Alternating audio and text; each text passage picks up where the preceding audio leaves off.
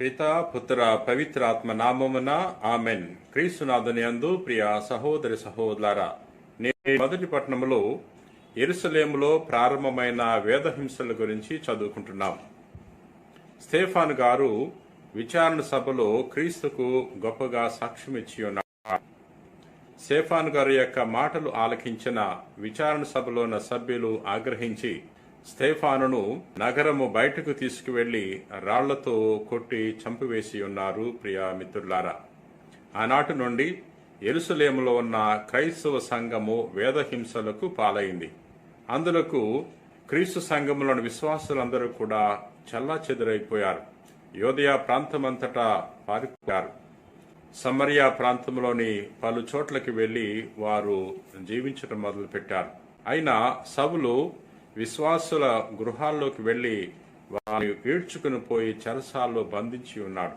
కానీ ఈ విశ్వాసులు ఎక్కడెక్కడికైతే వెళ్లిపోయారో అక్కడ క్రీస్తు గురించి ప్రచారం చేయటం మొదలుపెట్టారు.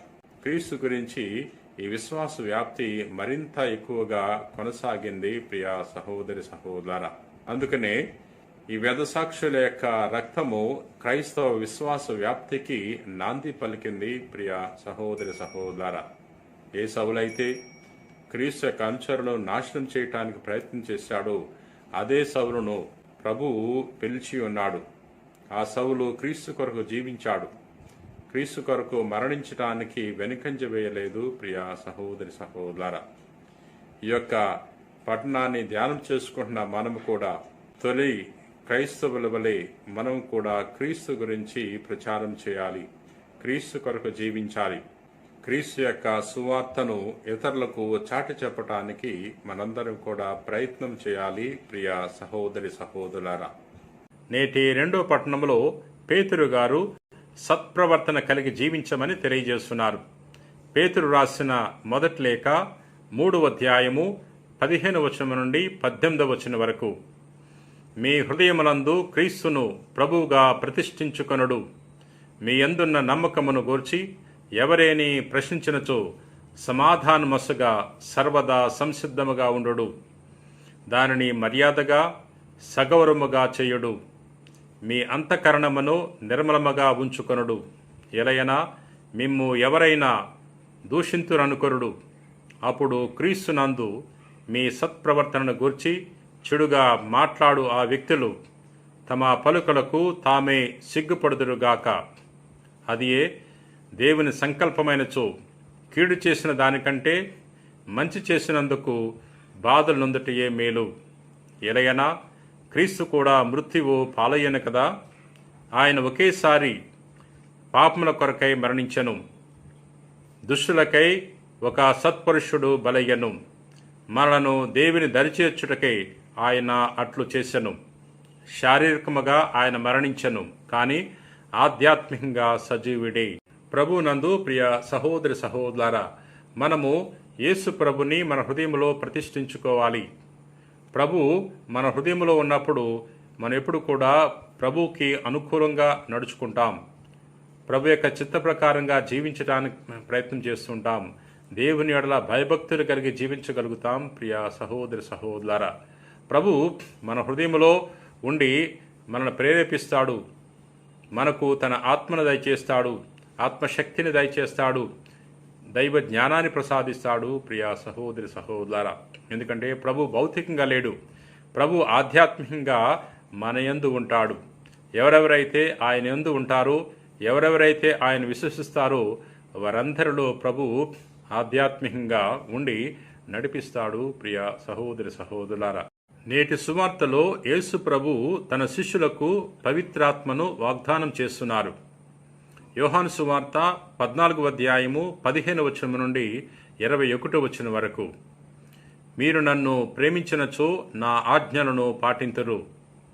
నేను తండ్రిని ప్రార్థింతును, మీతో ఎల్లప్పుడూ ఉండుటకు మరొక ఆదరణకర్తను ఆయన మీకు అనుగ్రహించును. ఆయన సత్య స్వరూపియగు ఆత్మ. లోకము ఆయనను చూడదు, కనుక ఆయనను పొందజాలదు.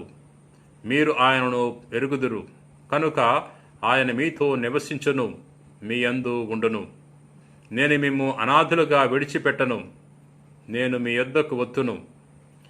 కొలది కాలం అయిన పిదప లోకము నన్ను ఎన్నటికీ చూడలేదు, కానీ మీరు నన్ను చూచెదరు. నేను జీవించున్నాను కనుక మీరు కూడా జీవింతురు. నేను నా తండ్రి యందు, మీరు నాయందు, నేను మీ యందు ఉన్నామని ఆ దినమున మీరు గ్రహింతురు. నా ఆజ్ఞలను స్వీకరించి పాటించువాడే నన్ను ప్రేమించువాడు. నన్ను ప్రేమించువాడు నా తండ్రి వలన ప్రేమింపబడును. నేను వానిని ప్రేమించి వానికి నన్ను తెలియపరచుకొందును అని చెప్పెను. ప్రభువునందు ప్రియ సహోదరి సహోదరులారా, ప్రభు తెలియజేస్తున్నాడు, మిమ్మలను అనాథులుగా విడిచిపెట్టను, ఆదరణకర్తను మీ చెంతకు పంపిస్తాను అని ప్రభు తెలియజేస్తున్నాడు.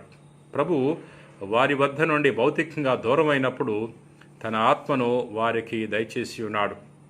ప్రభు యొక్క ఆత్మ వారి మీదకు దిగి వచ్చినప్పుడు వారు ధైర్యాన్ని పొందుకున్నారు, దైవ జ్ఞానాన్ని పొందుకున్నారు, మహాశక్తితో వారు ప్రసంగించగలిగారు. ప్రియ సహోదరి సహోదరులారా, ఎవరికీ భయపడలేదు, రాజులకు, అధికారులకు, ప్రజలకు భయపడలేదు.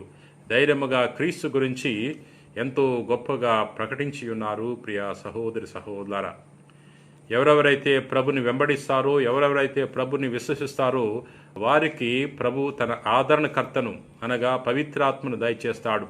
అందుచేత మనము ప్రభుని విశ్వసిద్దాం, ప్రభుని వెంబడించి ప్రభు యొక్క ఆత్మను పొందుకుందాం. ప్రార్థన చేసుకుందాం. పరిశుద్ధుడవు, పరిశుద్ధుడవు, ప్రేమ కలిగిన ప్రభువా, దయగల సర్వేశ్వర, ప్రభువా, నేటి వాక్యం ద్వారా మాతో మాట్లాడినందులకు నీకు వేలాది వందనాలు. ప్రభువా, ఈ భూలోకంలో నీకు సాక్షులుగా జీవించటానికి నీ యొక్క ఆత్మశక్తిని మాకు దయచేయండి.